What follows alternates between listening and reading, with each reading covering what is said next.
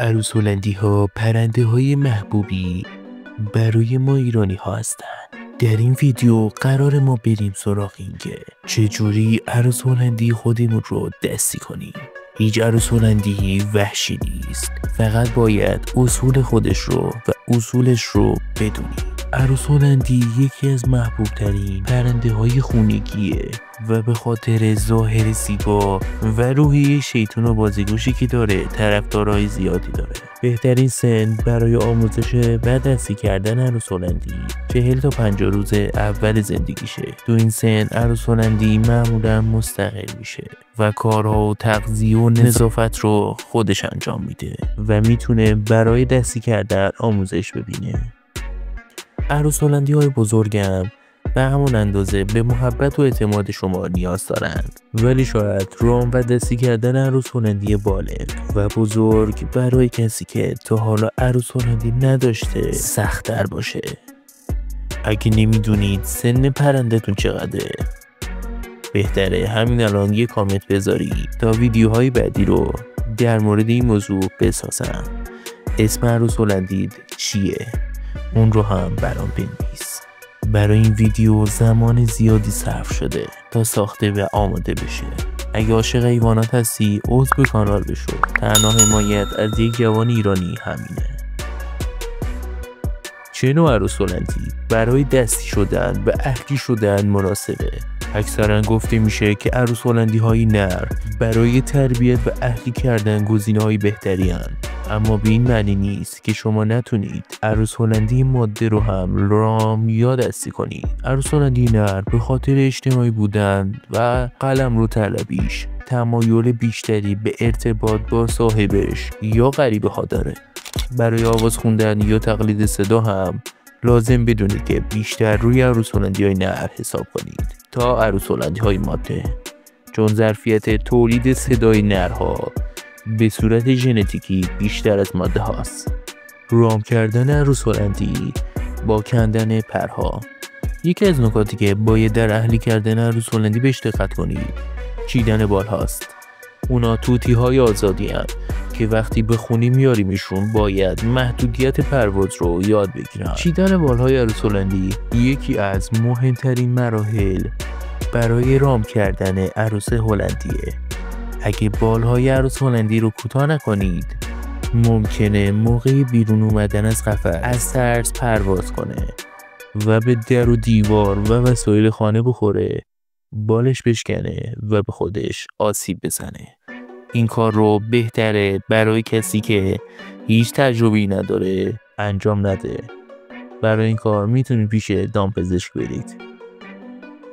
ویژگی محیط نگهداری عروس هلندی و تأثیرش روی اهلی شدن. برای رام کردن عروس هلندی وحشی لازمه که نیازهای طبیعیش رو تو خونه برآورده کنید، از غذا و بازی گرفته تا پرواز و آواز. رعایت چنین نکاتی واقعا برای اهلی کردن عروس هلندی واجبه. اندازه قفس، داشتن وسایل اساسی داخل قفس، وسایل برای آویزون بودن و رعایت نظافت قفس جزئیاتی از این قبیل هستن.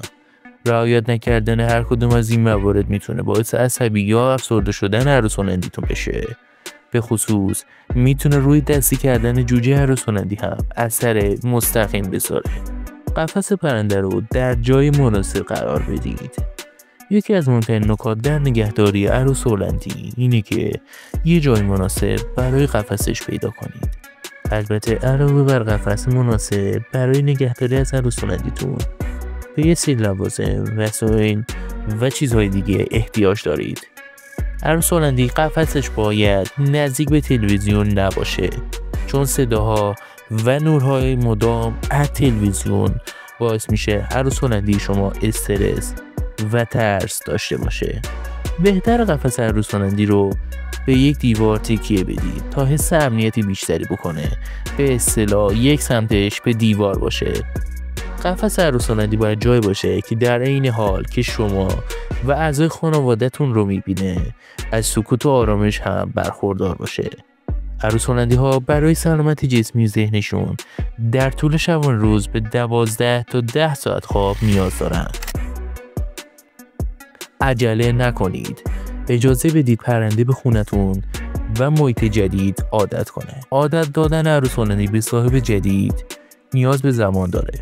به همین خاطر توصیه میکنم چند روز اول کار به کار عروس هلندی خودتون نداشته باشید و بهش زمان بدید شما و محیط خانواده رو بشناسه و بهش عادت کنه.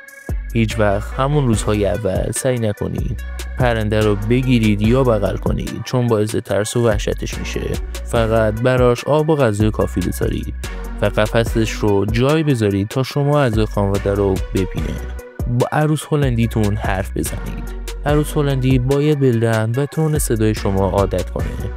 هر روز چند دقیقه کنار قفسش بشینید و با لحن آروم و مهربون باهاش حرف بزنید.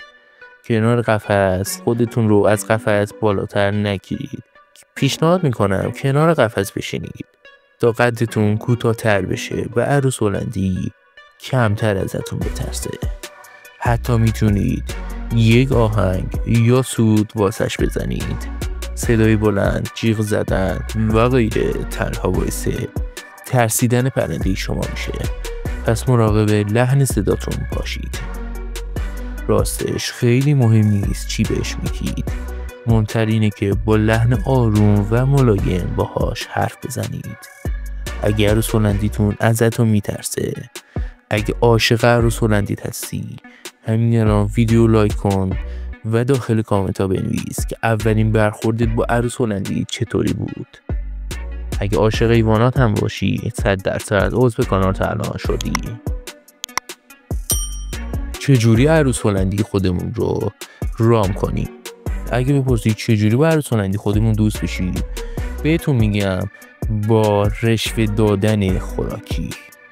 عروس هلندی ها شکمو هستن، کافیه رگ خوابشون رو توی تشویقی و غذا پیدا کنید. اون وقت میتونید اهلی کردن عروس هلندی رو به بهترین شکل پیاده کنید. یه خوراکی یا تشویقی خوب در پایان هر کار میتونه رضایت 100% عروس هلندی رو جلب کنه. بهش تشویقی و خوراکی خوشمزه بدید. هیچ چیز مثل خوراکی خوشمزه نمیتونه اعتماد و محبت عروس هلندی رو جلب کنه. پس وقتی احساس کردید که عروس هلندی تا حدی به حضور شما عادت کرده، یک خوراکی خوشمزه رو لای میله ها نگه دارید و صبر کنید تا بیاد بگیرتش. هیچ وقت غذا رو جلوی صورتش نگیرید یا به نوکش نمالید. برای تشویقی عروس هلندی میتونید از انواع میوه ها، غلات خشک و پاپکورن استفاده کنید. در حالی که تشویقی رو نگه داشتید با صدای خیلی آروم و مهربون باهاش حرف بزنید.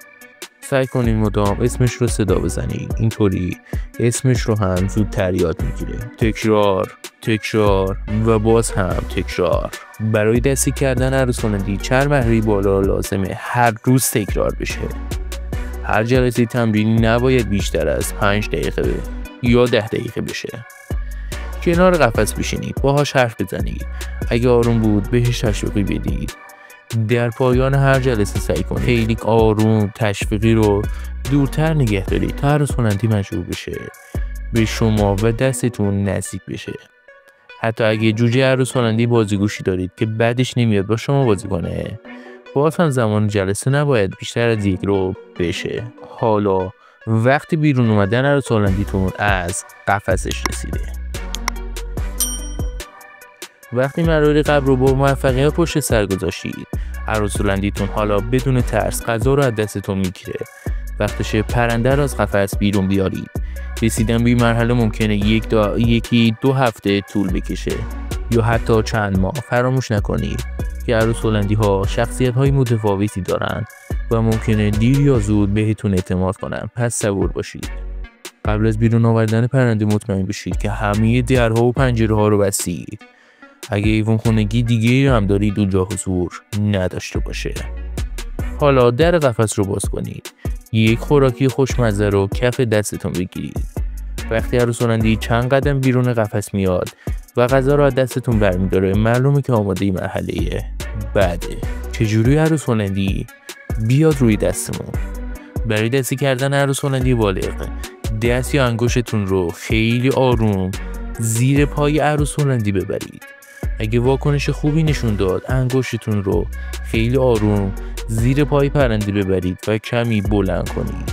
معمولا این کار باعث به هم خوردن تعادل پرنده میشه و برای حفظ تعادل خودش داوطلبانه پای دیگه‌اش رو هم روی انگشتتون میاره. اگر رسولندی ترسید اشکال نداره.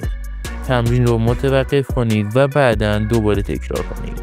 اما اگه رفتار آروم خوبی داشت، بهش تشویقی بدین و با لحن خوشحال و ملایم بهش بگید آفرین. این کار رو بارها تکرار کنید تا عروس هلندیتون حتی بدون تشویقی هم روی دستتون بیاد. در این مواقع صبور باشید. تمرینات قبلی رو بیشتر انجام بدید.